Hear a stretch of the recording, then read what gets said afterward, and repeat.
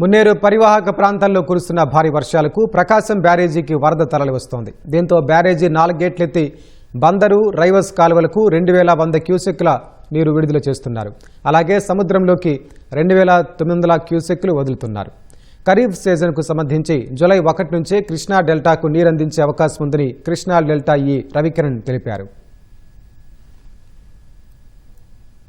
కృష్ణానది పరివాహక ప్రాంతంలో ఈ లోకల్ క్యాచ్మెంట్లో పడిన వర్షం అనేది మనకి మున్నేరు అధికంగా రావడం మూలంగా ఈరోజు మనకి బ్యారేజ్ గేట్లు ఎత్తి మనం నదిలోకి వాటర్ వదులుతున్నాము.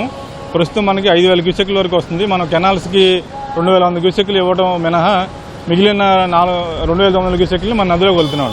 4 గేట్లు బ్యారేజ్ నుంచి 4 గేట్లు లిఫ్ట్ చేసి 2900 క్యూసెక్లు నదిలోకి వెళ్తున్నాం. మనకి ఈ ప్రవాహం ఇలాగే 2-3 రోజులు కొనసాగే అవకాశం ఉంది. మనకి వరంగల్ జిల్లాలో ఖమ్మం జిల్లాలో పడిన వర్షాల వలన ఇటు మున్నేరు వస్తుందన్నమాట. మనం ప్రస్తుతం కెనాల్స్కి 2100 క్యూసెక్లు వెళ్తున్నామండి. రైవేస్కి 1500 క్యూసెక్లు, అలాగే కేఈబీ కెనాల్కి బందర్ కెనాల్కి 300 క్యూసెక్లు చెప్పి మొత్తం 2100 క్యూసెక్లు వెళ్తున్నాము. ఈ దిగువనున్న ప్రాంతాల్లో మంచినీటి చెరువులు నింపుకోవడం కోసం వెళ్తున్నాము. అవి మరో 10 రోజులు కొనసాగే అవకాశం ఉంది. జూలై 1 నుంచి ఖరీఫ్ కోసం నీరు విడుదల చేసే అవకాశం ఉంది.